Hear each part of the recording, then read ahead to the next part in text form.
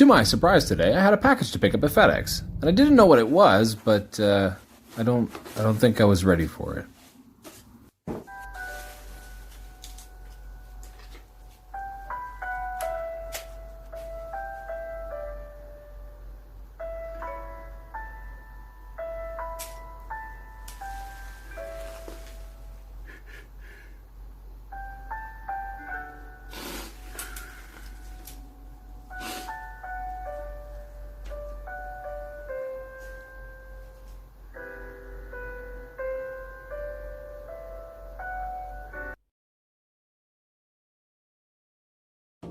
Hey you, let me teach you a little something about braids. To indigenous people, our hair is everything. When braiding our hair, we're supposed to have good thoughts because we're connecting with our body, mind, and spirit. That's what the 3 strands are for. Braids are a symbol of strength and wisdom, and they reflect our identity as indigenous peoples. I wear my braid to show people that I'm proud of who I am, and also to honor my ancestors. I was teased and bullied because I had long hair, and I was also called a girl sometimes. But I want to show boys and men that we should never be ashamed of our long hair. Our power is in our braids, so let's show them proudly. That's why I want all boys and men to show off their braids proudly. Duet this video, and if you're watching this, like it and show your support to our boys with braids. Okay. I'm just gonna spread the word. If you have a disability, love yourself, brace it, because at the end of the day, nobody can stop you. You can do whatever you want to do, period.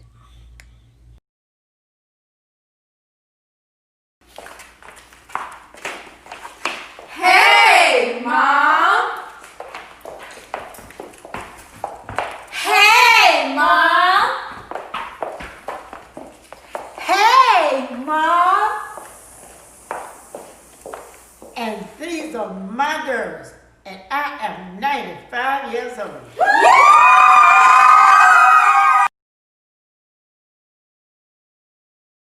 Over the last few months, the entire planet has had to deal with all sorts of crap. From pandemics to earthquakes, from plagues to tornadoes. It's been batshit crazy from east to west. And you figure a globally shared catastrophe would get collective humanity to wake up, see the bigger picture, and set aside their petty differences in order to unite for the greater good. However, you can't stop stupid! Because even during a pandemic, where everyone should be staying the fuck inside, you have those dim-witted idiots on a crowded beach complaining, "This pandemic is totally ruining my spring break." Or, one of the more sophisticated responses I've heard, "No flu gonna stop me partying, brah! Woo!" Why are you people still alive? You fucking morons! I stand with my black brothers, sisters, and siblings, however they identify. And you might look at my skin and you might ask me, why? You're a white man. What reason do you have to testify? Maybe it's for my friends who can't hide behind the color of their skin. Or maybe it's for my cousins, my family, whose genetics was their only sin. Or maybe it's because I'm a fucking human being with empathy, who knows that just because slavery ended doesn't mean that people of color get to be free. Because my skin has afforded me the privilege to walk down the street without fear. To not have to worry about screaming, "I can't breathe," while the cops pretend not to hear. So why do I choose to use my voice with such enmity? Because Black lives fucking matter. And if you don't agree, then you are the enemy. And we will fight you with every breath that George Floyd didn't get to breathe. This is not a battle between black versus white. This isn't a battle between people with privilege versus people without. This is a battle between a society and a broken system. A system rooted in hate, oppression, and designed for certain people to fail. And the longer we point fingers at each other, the longer we distract ourselves from the real enemy. And that's the people in power. And they know divided we have no power. But together we can create a system better for us all. So today, I'm asking for 60 seconds of unity. Doesn't matter if you're black, white, poor, rich. I'm asking you to stand with us for one video. We are going to let this country know that we are tired of this broken system. that we're done letting them justify murders, beating people they're supposed to protect, and the inhumane brutality we see every day. To anyone who's tired of the senseless violence, share this video. Put the hashtag #BeatTheBrutality and let them know we're not putting up with this no more. Never understand parents who are proud of the fact that they changed their child. You fucking brought a kid into this world and they are strong enough to know who the fuck they are, and you want to reverse that? You want to send them to a fucking camp? You want to fucking tell them to take their nail polish off? You want to fucking tell them to change their clothes, to change their friends, to change their opinions? Bro, what the fuck? Just because it's not the same as you does not mean that it's bad, okay? You can disagree with your kid and still love them. I will never understand. Why the fuck did you have kids then? You selfish piece of shit. I'm not even, like, trying to be funny right now. Like, that is so fucking selfish. If you bring a kid into this world and you don't even let them be themselves. Fuck off. I love how Koreans have translated Black Lives Matter. 흑인의 목숨, 소중하다. 흑인, it means black. 목숨 means life. But this part, 소중하다, it's really touching. When you describe something as 소중하다, it means that it's worth protecting, it's precious. So the Korean translation of Black Lives Matter, 흑인의 목숨, 소중하다, it means black lives are precious. 감사합니다. Black lives are worth protecting. 사랑해.